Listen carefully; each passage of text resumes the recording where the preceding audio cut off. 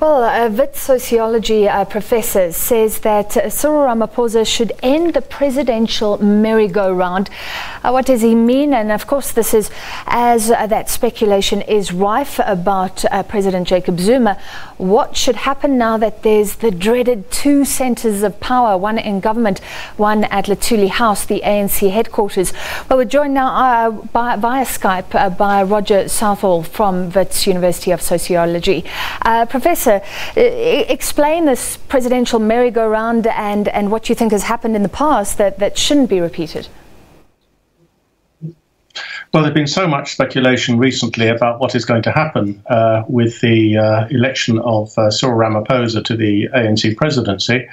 And there has been a lot of speculation that there might be another interim presidency based on the precedent of what happened with the transition from the Mbeki government in 2008 and the election of Halema Matlanti as the interim president. And there have been suggestions that the various people in the Zuma camp are wanting an interim presidency. And my article, which you just cited, was suggesting that this would be wrong, that it's very necessary for Cyril Ramaphosa to assume the presidency directly, and further that he should say that this is going to be normal practice in the future. I've heard various names touted. Of course, there were reports that President Zuma himself wanted Nkosazana Dlamini Zuma to serve as the interim. Zweli Mkhize, maybe a Zweli Mkhize character. Could it not be a soft landing, perhaps, to have an interim president after the very divisive campaigning in December?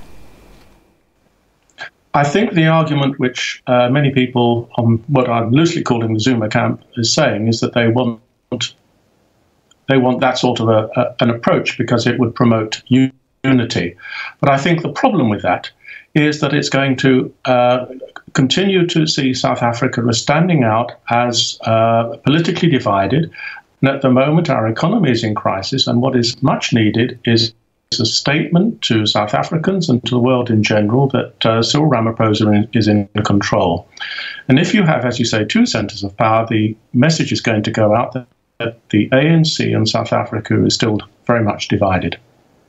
Cyril Ramaphosa will be representing South Africa at Davos, the upcoming WEF meeting, and there does seem to be this impetus behind him right now, people talking about South Africa as a hot emerging market. So do you think we need to grab that momentum, and that'll only happen if he becomes president very soon of the state?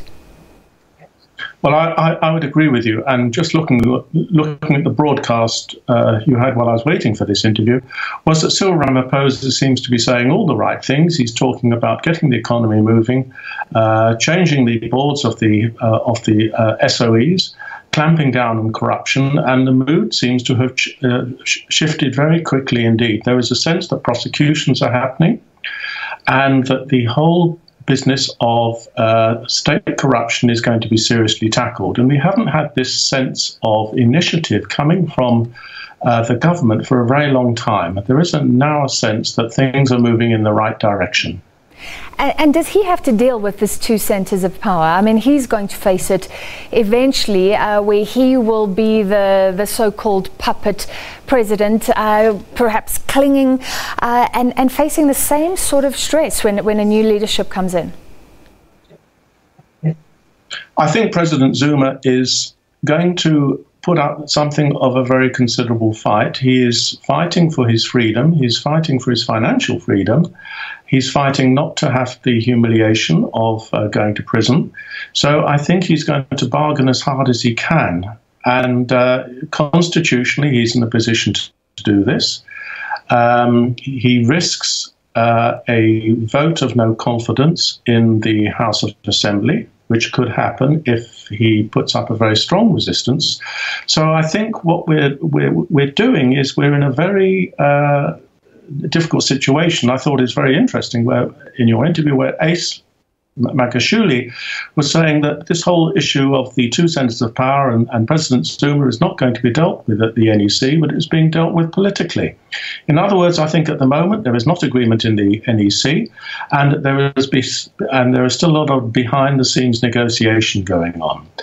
And what we are going to see as a result, we're not too sure. Maybe them, but I think that President Zuma will be looking for some sort of guarantee.